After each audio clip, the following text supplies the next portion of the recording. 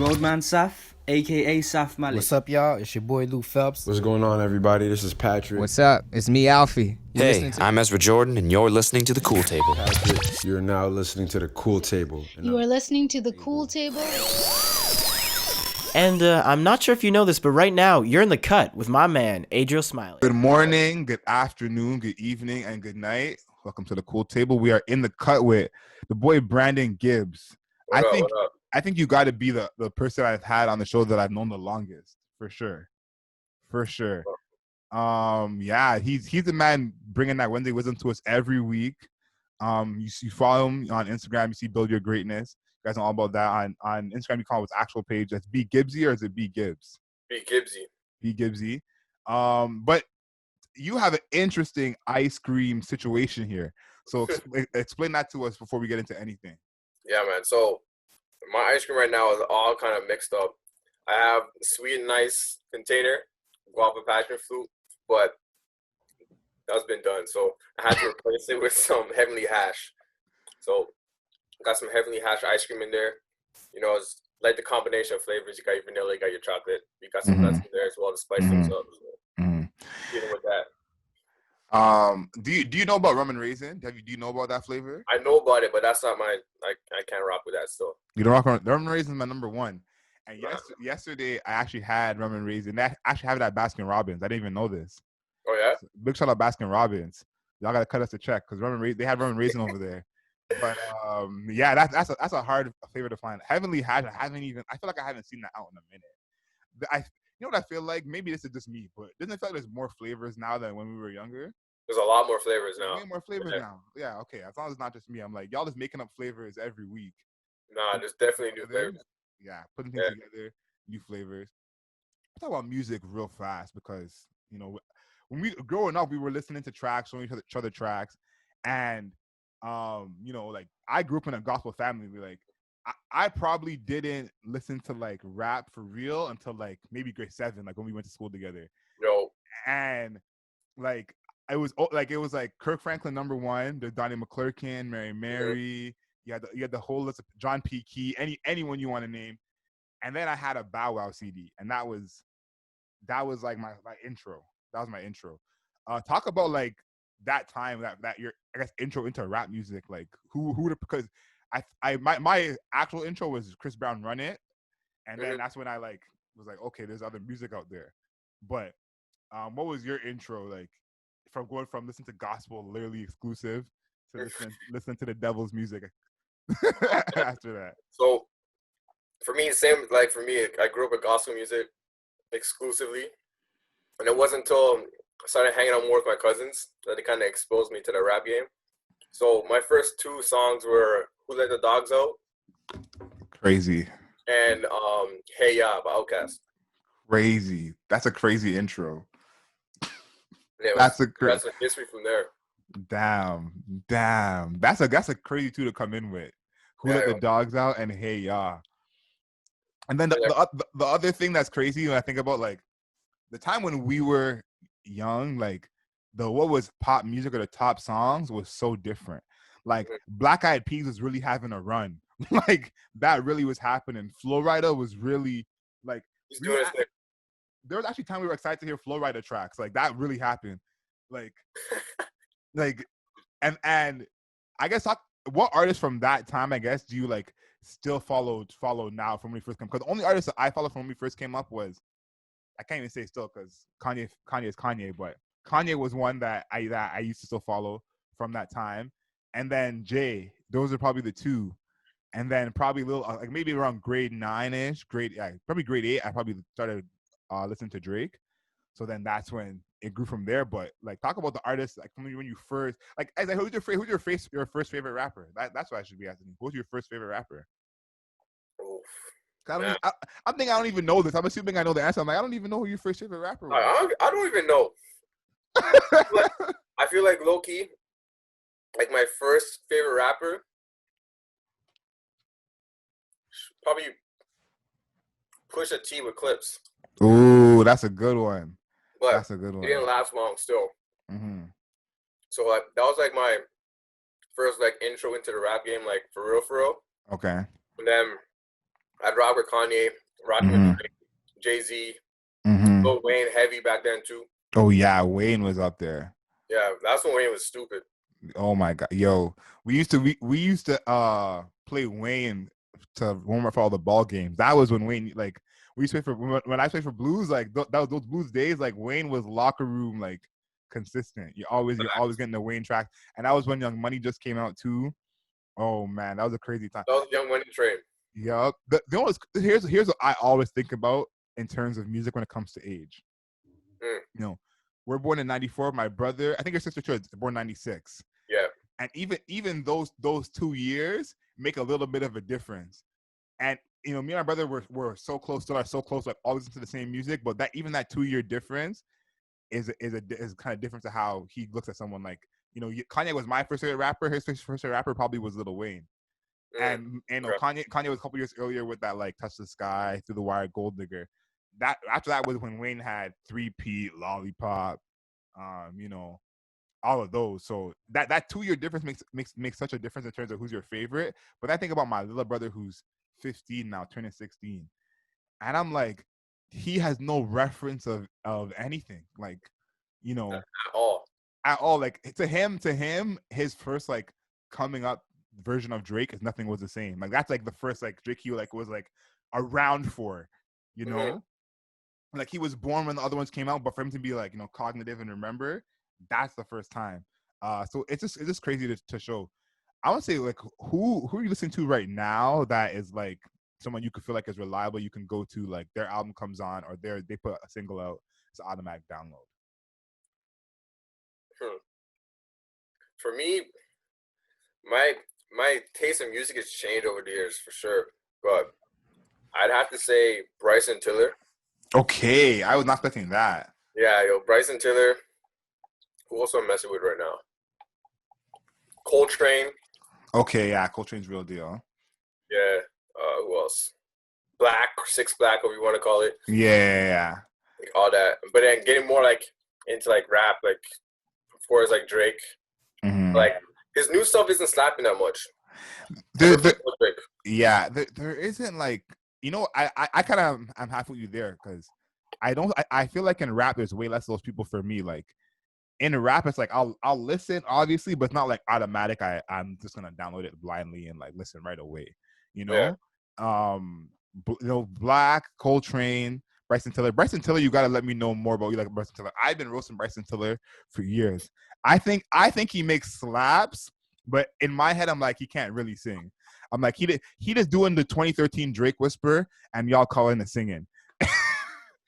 So tell me if I'm wrong in this and he secretly has crazy vocals. Like, am I missing something here? I do think he makes music that slaps. I'm not gonna say he's slap, but his voice to me, I always am just like, guys, he's not actually singing. Like that's just always what comes to my head. For me, it's the sound and the image. Mm-hmm. Okay. Like, there's a mystery behind him, right? Mm-hmm. But he's dropping bangers. Okay. So whether you think he can sing or not, for me, it's all the sound, it's the instrumentation, it's everything that's going on with it. Mm-hmm. Okay. I like that. And he does still have that mystery. That's for sure. For sure. Yeah, always mysterious, bro. For sure. I don't. Yeah, definitely. You know what? I feel that. I'm excited to see what he's gonna drop next. Oh man, shout out to Bryson Tiller. Shout out my guy. Yeah, shout out Bryson Tiller. Ken Griffey. Pen Griffey, facts. Let's go. I'm trying to think who is like that for me that like I'll listen to anything they that. Kid Cudi's probably still like that for me. Mm-hmm. Anything he puts out, I'll listen to right away. I'm trying to like in like rap. Dave East is like that.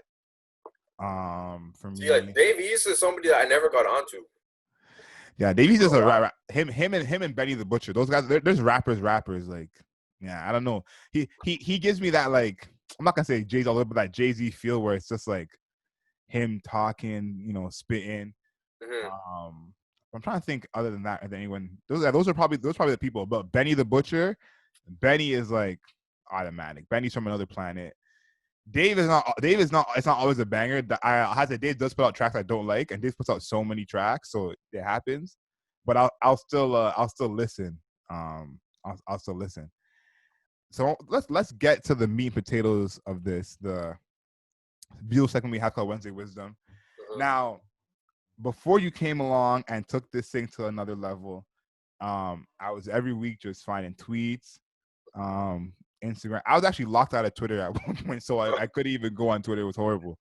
But tweets, Instagram posts, and crazily enough, when you put the hashtag Wednesday Wisdom on Twitter, it is not what you think it is. It is a lot of tweets about Trump, which I don't understand how that makes any sense. It's a lot of spam. And then there's a lot of Christian content, and then there's some people giving some Wednesday wisdom. So it wasn't consistent and it was sparse. And then, you came along, gave it that consistency. I guess talk about build your greatness before the Wednesday wisdom, because you were putting out quotes basically every day, and it was consistent over and over and over again. And I guess that's what I was looking for, because I do think that like you need to have somewhere you can go where it will be consistent in terms of the level of quality that you're getting. So talk about, I guess, starting build your greatness first of all, and putting those quotes out every single day. All right. Build Your Greatness was an idea that kind of started in 2018 for me. I went to a conference in Atlanta, Build Your Own Brand conference, and it kind of just resonated with me that what am I really doing in life? What am I inspiring to be?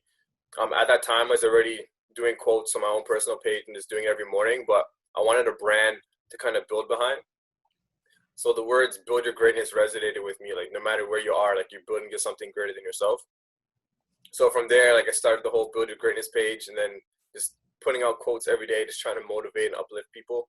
And, like, with everything that's going on right now, just wanted to take it to that next level. I wanted to make sure that there's a voice of reason, like a positive voice that's going out there. People are going through a lot of stuff. People are struggling. So anything that I could do personally to motivate other people and help bring them up, like, willing to do that.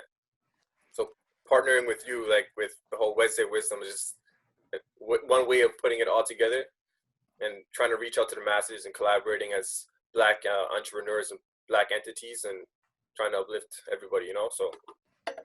Nah, it's definitely appreciated. And like what you said, especially during this time, like this is a time unlike any other. And everyone has said that a million times, but I really want people to understand how serious it really is and how true that is.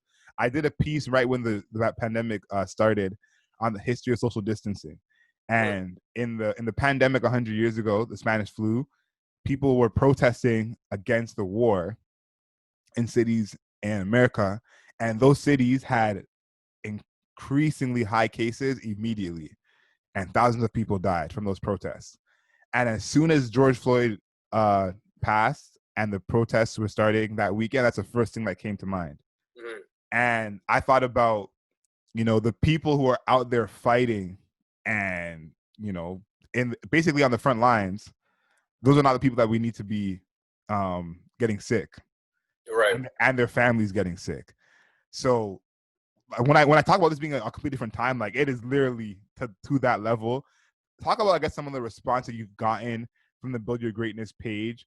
We lead it like before Floyd's death, but just in general of people being kind of uplifted and appreciating the words you're putting out there. Because I feel like with the internet being such a negative space in general, what you're doing is so important. Yeah, no, I think definitely before all the protests started, it was just putting out quotes on a consistent basis and then just getting the feedback like, oh, thank you, I really needed this today. Just whatever it is, like any type of word of encouragement, just someone can just take it and run with it. And then once the protests kind of came, I started to change my message a little bit, trying to bring the Black community together a little bit more and focusing more on real situations or scenarios that people might be going through. So that kind of change in messaging I feel is hitting more people. People are actually waking up and realizing like some of the things that they may be going through, and they're able to kind of process like what I'm saying and what they're getting through Wednesday Wisdom and apply it to their lives. Mm-hmm. Yeah, I feel that. Like when you talk about changing your message a little bit, when things change, did you have any like apprehensiveness about like I don't want to go this far. I want to still keep it in a certain area, or were you just like, I'm gonna let it flow, whatever comes. Or Dad, was because I'll say this, like saying being a professional during this time was not normal. It was not normal. Going into meetings and the things that people are saying that you probably would never expect them to say, it's not normal. So you putting out this content every day, did you have any apprehensiveness, or were you just like, I'm gonna let it flow? At first I did, but then I was like, yo, like, why am I doing this? Because ultimately, like, I can't have my voice restricted. I can't be held back, right? So, and I can just speak my truth. And now is the time to do that. Like, everyone's listening, so it's a matter of speaking the truth and not holding back. So, like, my bad. I try to go from like having generic content, like you the generic quotes that kind of reach out to everybody, and making it more specific, so it targets like a certain demographic or a certain part of people. Nah, and the thing is, like, I loved the quotes that you had after he passed, and we put some of those pictures over it that were kind of fit the time. Like, and I did that pod when he died, and at the end of the pod I was saying, like, this is not the time for us to be shy about our blackness. Like, that has to stop. Like, that can't be anymore. So I appreciate the content being kind of directed that way. And I do feel like Black people are the people I think in need of it the most. Like, me and you have both been posting about this, and we're not the only ones. But think about the fact that it's how many days now that Breonna Taylor's killers are still, walking around, and the senator is just, not doing anything about it. And it's like, think about how you're supposed to kind of keep that positive energy every day when every day they stay free. So Right. I definitely think that's crucial. Talk about, I guess as the stuff continues, like how you've been feeling, how you've been feeling personally, and I guess how you've been dealing with it on like a day to day. Honestly, on the day to day, just trying to make sure that my mental is taken care of. Like, for me, that's the most important thing. Like, when it first started, like, I was more like into it. I was like following and checking up on stuff. But like, as you go and you start to see things, and like Breonna Taylor's murder is like not being arrested, not being taken in, it kind of takes a toll on you, right? So you take things with a grain of salt. But even with that, like, for me, it's transitioning that to that positive message and making sure that I'm still able to use my voice. I'm still able to be present and consistent with it, but also not let it take me down. Like, as a Black man, like, we've been taken down like so many times growing up, like, For real. all the experiences. So like, now it's just a matter of taking care of my sanity and making sure that that's good, so that I can help others take care of theirs too. No, that's hundo P, especially because, like, I saw it with my dad up close, like, and with the wake of what's happening, so many more videos like surfaced, and a lot of old videos surfaced, and that was the saddest thing. Me watching these old videos, being like, I've seen this before. Right. I like seeing the video start, and you're like, I know what happens at the end of this. Like, that thought is like, can do some stuff to your mental, and especially seeing like those things over and over again. It is tough, but it's like you said, you got to have that ability to not separate yourself, but keep your own mental space good, so that you can still be positive. Because like I said before, this is not the time for all of us to be depressed. There are plenty of reasons for us to be, but that's not how we move forward and make that change. The Wednesday Wisdom audio, the weekly like minute or two that you do, talk about the experience of starting to have that, like, to record and putting you're still doing your quotes, and I think it's still the same quality, but going from that, turning this into a graphic to post into something that's going to become an audio piece. Yeah, I think at first it was centered around the quotes. So like, every day I do a quote, and then Wednesday Wisdom was centered around that quote. So whatever the quote was, is just offering some type of wisdom or like some type of detailed explanation around it and what it means. And then transitioning that in towards more of an audio. So it's giving you like a full message that kind of relates on a topic. So whatever it is you might be going through, something that motivates you, inspires you, something that encourages you, whatever it is, it's centering it around that particular theme and applying it to some real life situation that you can kind of relate to. Yeah, but talk about the process of it changing. Like, did it do you feel like it grew when you changed it from doing a audio piece to something written? Did you feel like it did get different because it wasn't as based on the quotes as much? Mm-hmm. But yeah, let's talk about that's the change of it, because to me it's almost a different like thing than what you had before. Like Wednesday Wisdom is a different like flavor of motivation Okay. than Build Your Greatness. Talk about that change, because to me, I loved when it was the quotes because I thought the quotes were fire. But when you changed it to kind of cater it to something specific, something different, I thought that was huge, because you like a lot when people kind of aren't able to understand what you're trying to. But you may have the best motivational quote and you think it's straightforward, but sometimes it may be too generic for someone to understand. They're like, this doesn't relate to me. Right. The quote may be something about climbing a mountain, and someone's like, that's cool, I'm an accountant, what does mountains have to do with me? So you changing it, making it more specific, I felt like made it more powerful. Talk about that change. Did you feel that change when you started doing it differently every week? Yeah. That change kind of came, like, I tried to apply myself a little bit more. So with the quotes being generic, like, they all just came off the top. So it's just whatever I'm thinking when I wake up that day, or whatever it is, like, that's what came to mind. So, like, that's the quote. So then doing those recordings and those audios were just, like, kind of off the top, thinking about the quote I'm talking about, like, what does that mean to me? And then what can I share with other people? Versus now, like, the switch up is, like, taking the time to actually think about the topic and then find stories or things that I may have experienced that relate to it, and then writing it down and making sure, like, it flows and all that stuff, and that it's something that resonates with people. For real. Now it's powerful. It's powerful. This is something like, this might be my most important question for me to ask you. Who are the people that you follow that you feel like motivate you? Because I don't have many of those people. That's why like when we linked up, I was excited, because a lot of these motivation people for me online, when I look at them, I'm like, what are you trying to tell me? Like, that, and it's not that these guys don't have stuff to say. It's that stuff to me that I feel like is common knowledge. I feel like you didn't give me any gems. I'm like, I do this too. So you got to give me some gems. The one guy I like that I feel like keeps it real is Gary V.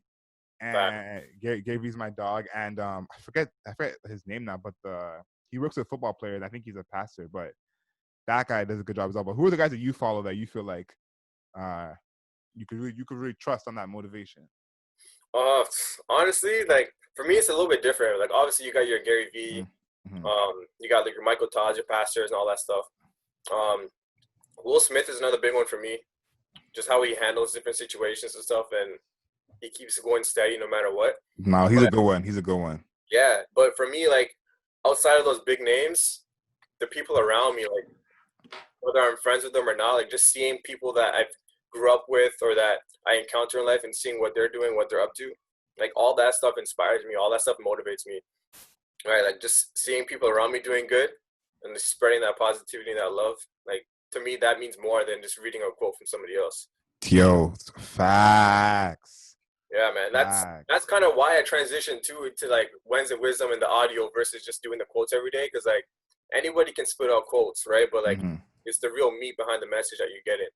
Exactly. No, and you just said it literally perfectly. Like, that's the main reason why I can't, like, follow these guys. Like, me, like, it's like, to me knowing you will motivate me more than just anyone saying it. And again, like, maybe it's just me, but it isn't like I don't need someone to, like, win a Grammy for me to be proud of them, like, even seeing my little brother since I moved back home, he's gotten way nicer at soccer in the, like, 2 months that I've been here. Even seeing him come up like that is crazy. Even seeing my little brother, Andrew, run basically 2 businesses right now, that, like, seems like that, I'm like, okay, like, that's big time. So I agree with you 100%. And I like, this is another topic. We're going to talk about this very, very briefly, but I think that's what's kind of turned the world the way it is, because I think that celebrity, part of someone's brain that recognizes celebrity and puts that higher, I think that has become change a lot of the way people think. Mhm.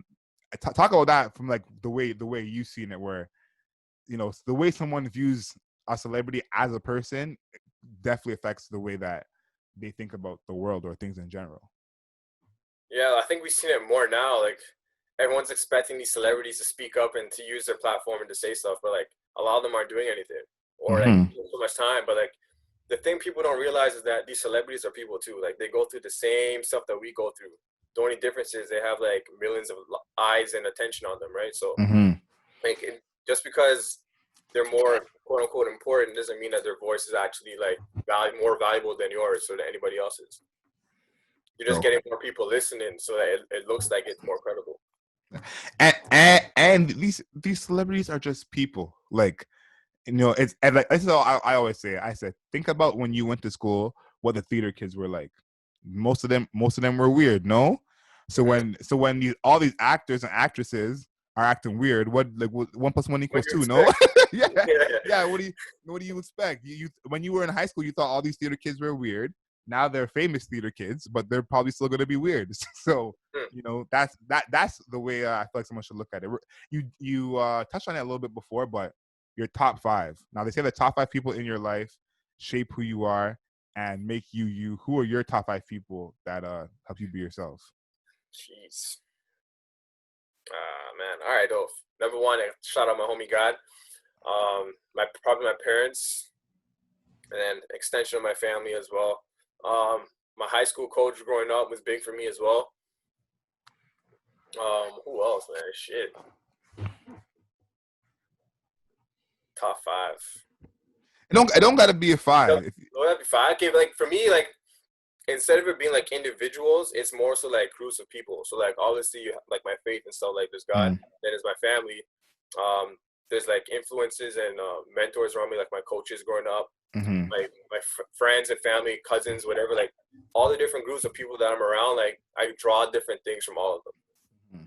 So just that structure and guidance, or even if it's just to just kick it and just talk and just release some tension, whatever is going on, like just having people around me for that, like that's my top 5. Nah, facts. And you need that. The thing I always say to people is like, listen, if you don't have a top 5, start with a top 2. Mm-hmm. If your 5 is the 3 of the 5 are toxic, start with a top 2, work your way to a 5. Bro, you need the top something. Just people around you that's willing to like ride for you, or just to bring you back if you're running away, like whatever it is. For sure, for sure. For different reasons that you can go to, and that can help bring you back on track. For sure. That's what I'm probably like. Of all my friends, I'm grateful for that I have so many friends that will humble me like in a second. Like I have a friend that she is dedicated to let me know that I'm ugly. No matter what anyone says, she's like, Adrian, you're not attractive, eh? And I'm like, but they keep saying I'm attractive. No, you're not. And like I appreciate that kind of friend. Like my head will never get big when you have someone in your life who's there to tell you every day, like, don't let anyone lie to you. I'll tell you the truth. Straight up. And that's what you need. Again, if you don't have 5 of those, you got to start with 2 of those. But at least make sure you have some of those in your life. I've seen this with a lot of big celebrities. Mike Tyson with his tiger. Justin Bieber with his monkey. When they get a lot of bread, they get an animal. So what's the animal that you're going to get when your bread gets on that level? Like a dog? Shoot. I don't know, man. I think probably I want to say a Black Panther. Okay, that's cold. A Black Panther or a cheetah, one of the 2. Okay, so you got in the state. Something like, yo, bro, sky's the limit. For sure. I see you, Tiger King. Oh man, yo, Carole Baskin. Yo, that Carole Baskin song is too much, yo. Her and her husband are on one, bro. Yo, I'm oh my, yo, that when I watched that show, I was like, I don't know what's going on in the world. Like, I'm not hip. I'm like, this is going on under my nose. I don't know nothing. That's what I thought as soon as I watched that. Black Panther's a good one, or a cheetah. The thing that I always think about with those like big tigers or big cats is like those things are so powerful. Like so powerful. But again, like they can be domesticated to some degree. Some degree. To some degree, but I'm like those things are powerful, and it only take 1 second. There's beauty in their power though. Like they move with such grace. So That- like you get it from young and you can train it. It'd be clutch. It'd be so clutch. Like ultimately, food is food, but like still, like hopefully, in a situation, if you can just hold it down. Yeah, you could hope so. You could hope so. Yeah, it's like those are two good ones. When I talked to Claremont, he said a bird, okay, a fish, or a dog. He said he's talking about he's gonna be in the studio. He's gonna be busy. He don't have time to take care of it, so he wants something that's low maintenance. Facts. I get that. And I'm like, I feel that. Because again, having a Black Panther at the back of the estate is fly. So when you said that, I was like, I kind of feel you. And if it's training well, seeing it go around, do its thing, like. Yeah, yo, why not, yo? Yeah. You step outside, it runs up to you. Don't have to fear nothing. Yeah. Right. Yo. I can't even picture it. Oh man. I can't even. Yo, all those videos you see where like people have they domesticate lions and stuff. The lions are running up to them full speed, just jump and lick their face. Like, nah, bro. That's no. I pass out. My legs will give out. Chance. My legs will give out. The lion get to me, I'm not even there no more.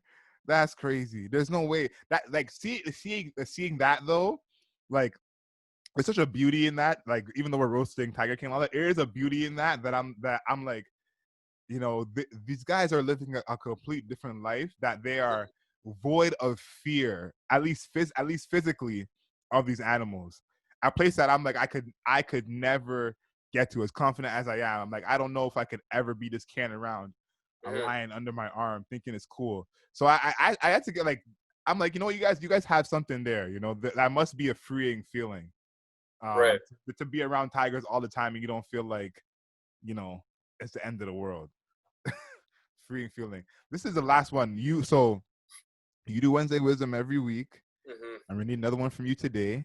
But I want this Wednesday Wisdom to be for anyone like not done school yet. Anyone 22 and under, you know, finishing school, finishing high school, or graduated in the pandemic. Any of those. Anyone who's in that spot where their life is ahead of them, but they're super unsure. What words do you have for someone like that? Take time. Okay. Those are the two words that instantly came to my mind.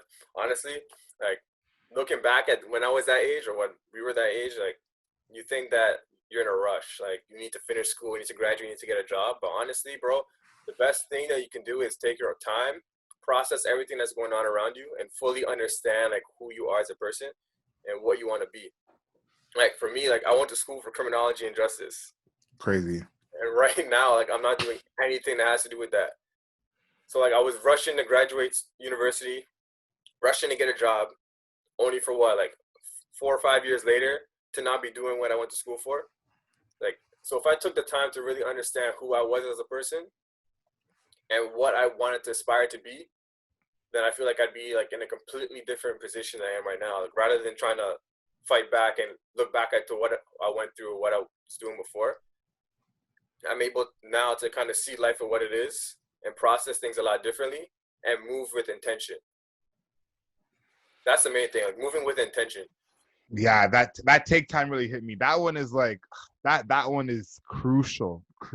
Even myself, I always say that I'm one of the lucky ones that at a young age I knew what I wanted to do. Like I'm like one of the lucky ones that at 17 I was like, this is what I'm doing. And even in that, I still didn't know myself and didn't take the time. Even and with me knowing what I wanted to do and trying to go on that path from an early age, still taking time would have helped so much more.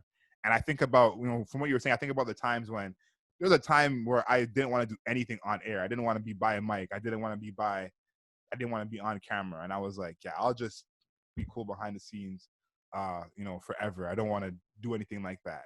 So the taking time is a crucial thing to give to the people. Let people know where they could follow you, where they could find your stuff. And I guess what to look out for the future of you for what you're doing, because I think that if people want to know what's next for you, so if you have anything you got to let them know, and where can they follow you and find you? You can follow me on B Gibbsy, BGIBBSZY. That's my Instagram. Got a couple of projects I'm working on. Obviously, Wednesday Wisdom with the Cool Table. But yeah, no, I have some projects I'm working on right now. I should be announcing something soon.